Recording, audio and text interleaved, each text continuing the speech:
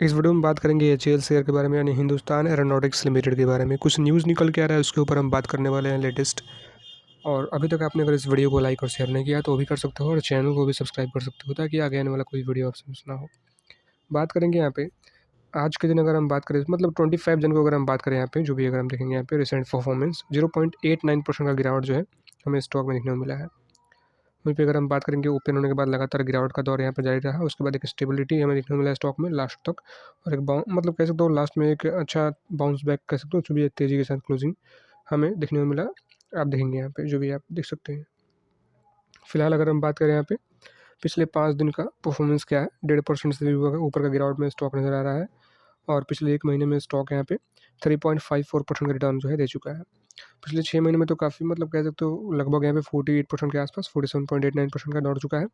केवल 2024 की अगर हम बात करेंगे तो 2.79% का रिटर्न जो है देखने को मिल रहा है आज तक। 25 जन तक अगर हम बात करें, मतलब जनवरी से लेकर 25 जनवरी तक अगर हम बात करें यहाँ पे। फिलहाल दोस्तों और भी कुछ इन्फॉर्मेशन के बारे में अगर हम बात कर लेते हैं, वीडियो को पूरा लास्ट तक आप देखते रहिए, और वहीं पे सारी चीज़ें एक एक करके हम देख लेते हैं यहाँ पे। और अभी तक आपने अगर इस चैनल को सब्सक्राइब नहीं किया है तो वो भी कर सकते हो, ताकि मतलब आगे आने वाला कोई वीडियो आपसे मिस ना हो। बात करेंगे सबसे पहले इंडियन मार्केट के बारे में, उसके बाद शुरुआत करेंगे वीडियो को। निफ्टी 50 में अगर हम बात करें 0.47% का गिरावट में क्लोजिंग देखने को मिला, और सेंसेक्स में 0.51% का गिरावट में क्लोजिंग हुआ।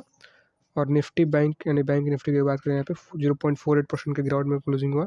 और निफ्टी आईटी में अगर हम बात करेंगे आईटी में, तो कह सकते हो 1.5% से भी ऊपर का गिरावट था।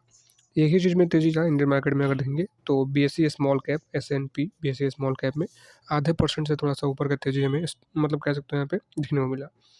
बाकी सभी में गिरावट, निफ्टी 50 हो गया, सेंसेक्स में, निफ्टी बैंक में, निफ्टी आईटी में गिरावट। और इस गिरावट में भी कह सकते हो काफ़ी सारे स्टॉक थोड़ा सा अप में रहा, जो कि वो काफ़ी अच्छा स्टेबल किया। बट काफ़ी सारे स्टॉक में गिरावट था, जैसे अगर हम बात करें तो हिंदुस्तान एरोनॉटिक्स लिमिटेड में भी गिरावट था 0.89% का, 1% से कम कम का ही। बाकी अगर हम बात करें तो यूएस मार्केट भी अभी के टाइम में आप देख ही सकते हो क्या चल रहा है। और नेक्स्ट अगर हम बात करेंगे और भी कुछ इन्फॉर्मेशन के बारे में, सारी चीज़ें एक एक करके हम देख लेते हैं, और उसके बाद यहाँ पे न्यूज़ के भी ऊपर हम चलेंगे, न्यूज़ क्या निकल के आ रहा है उसके ऊपर सारी चीज़ें हमें डिटेल में देखेंगे। एचएल के बारे में अगर हम बात करेंगे तो प्रीवियस क्लोज था 2931 का, ओपन हुआ 2940 पे, तो ऑलरेडी गैप अप ओपनिंग हुआ। हाई लगाया 2958 का, जो कि 2905 पे क्लोजिंग देखने को मिला। 2875 का जो भी मतलब कह सकते हो लो लगाया, और थोड़ा ऊपर आके क्लोजिंग दिया।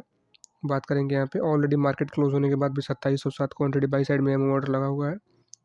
और बात करेंगे और भी कुछ इन्फॉर्मेशन, जैसे कि आप देखेंगे यहाँ पे 25 जन का डिलीवरी पोजीशन, जो कि 13,09,130 क्वान्टिटी ट्रेड हुआ। 13,09,130 क्वान्टिटी ट्रेड हुआ, जिसमें से डिलीवरेबल क्वांटिटी कितना है 7,30,184 क्वांटिटी डिलीवरी में बाइंग हमें स्टॉक मतलब कह सकते हो देखने को मिला।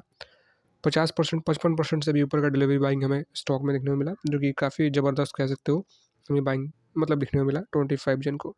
55.78% का काफ़ी ज़बरदस्त माल उठाया गया दोस्तों। अगर हम बात करें यहाँ पे, वैसे भी मैंने आपको पहले ही बता चुका हूँ कि कोई भी स्टॉक हो थोड़ा सा स्टेबल कंडीशन में आता है तो उस टाइम पे बाई करने के लिए आप सोचिए, अदरवाइज थोड़ा इग्नोर कीजिए अगर वो हाई पे अपने पीक पे ट्रेड कर रहा है तो। और यहीं भी स्टॉक में अगर हम बात करें इसी स्टॉक का, तो एक बड़ा सा तेज़ी जब होता है इस स्टॉक में तो कह सकते हो थोड़ा करेक्शन भी हमें देखने को मिलता है। उतना बड़ा तो नहीं कहेंगे, बट फिर भी 2% 3% का ऐसे करके करेक्शन हमें देखने को मिल जाता है। काफ़ी बार आपने देखा होगा यहाँ पे 2800 कुछ रुपये का जब हाई लगाया था अपना ऑल टाइम, उस टाइम से एकदम से कह सकते हो 2650 2700 से भी नीचे गया हुआ था, और फिर एक ज़बरदस्त बाउंस बैक देखने को मिला और 3000 के ऊपर, और फिर अभी के टाइम में कह सकते हो थोड़ा नीचे गया था, अभी टाइम में थोड़ा थोड़ा रिकवर करते हुए नज़र आ रहा है। तो कहीं ना कहीं ये सब बातों को आपको ध्यान में रखना चाहिए, और अगर आप हमें पहले से फॉलो करते आ रहे हो तो मैंने आपको पहले ही बताया हुआ है ये सब बातें जो भी है।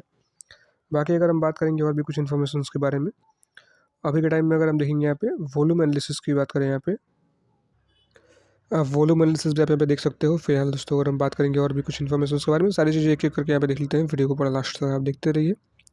नेक्स्ट अगर हम बात करेंगे यहाँ पे प्राइस चार्ट का कुछ पिछले कुछ दिनों का, तो वो भी आप यहाँ पे देख सकते हो डेली मतलब प्राइस चार्ट क्या हमें नज़र आ रहा है। अभी रिसेंट परफॉर्मेंस की बात करें तो गिरावट देखने को मिला था। उसके एक दिन पहले कह सकते हो 24 जनवरी को 1.42% का तेजी के साथ क्लोजिंग दिया। उसके पहले 3% 3.5% से भी ऊपर गिरावट था। उसके पहले फिर 0.86% का गिरावट था। आप देखेंगे यहाँ पे लगभग रेड रेड ही नज़र आ रहा है आपको।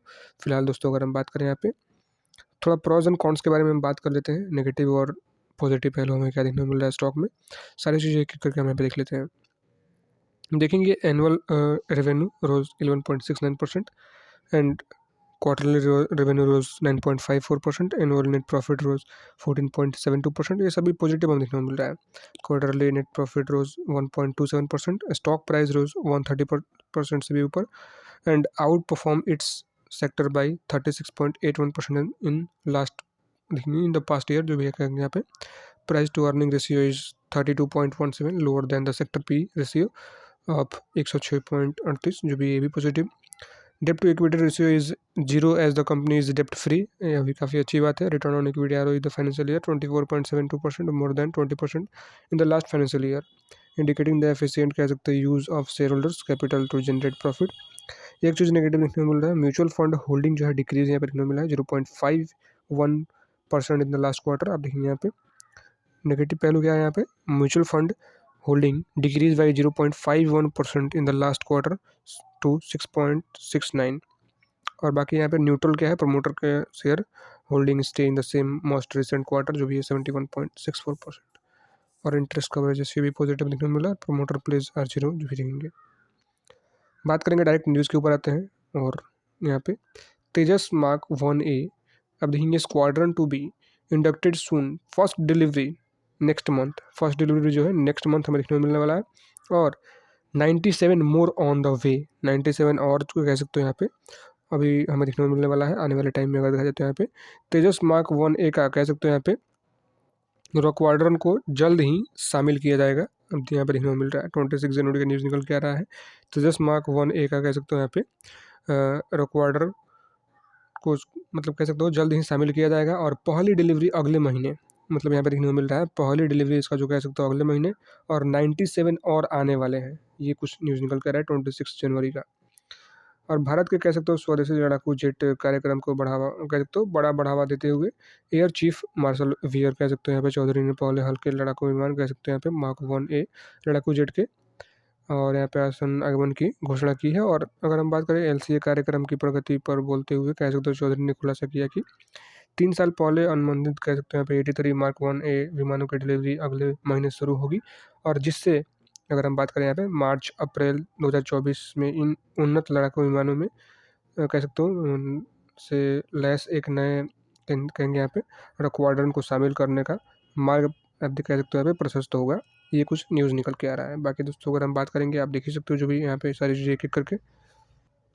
नेक्स्ट न्यूज़ की अगर हम बात करेंगे क्या निकल के आ रहा है उसके ऊपर थोड़ा सा हम बात करने की कोशिश करेंगे। तेजस मार्क सेकेंड कह सकते हो mark second stepping stone to M का air chief marshal VR Chaudhari confirm. तो न्यूज़ का सोर्स की अगर हम बात करें कहाँ से न्यूज़ निकल के आ रहा है तो आप देखेंगे यहाँ पे आईड्रीव इंडियन डिफेंस रिसर्च विंग पे दोस्तों अगर हम बात करें न्यूज़ निकल के आ रहा है।